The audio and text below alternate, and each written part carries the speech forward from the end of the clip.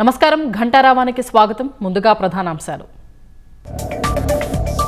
Markapuram bus ప్రమాదంపై దర్యాప్తు ముమ్మరం. పోలీసుల అదుపులో యజమాని హరికృష్ణారెడ్డి.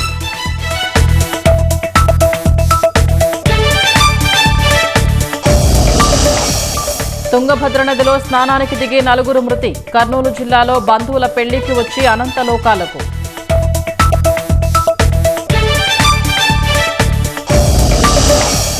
అనంతపురం జిల్లాలో భర్తను చంపి ఇంటి ముందే పాతిపెట్టిన భార్య. తల్లి కుమార్తెల గొడవతో వెలుగులోకి హత్యోదంతం.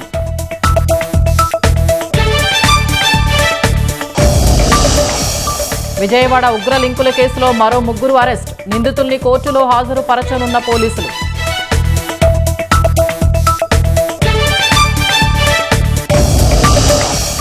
జీవితకాల కనిష్టానికి పడిపోయిన దేశీయ కరెన్సీ. డాలర్తో పోలిస్తే 94.82కు చేరిన రూపాయి మారకపు విలువ.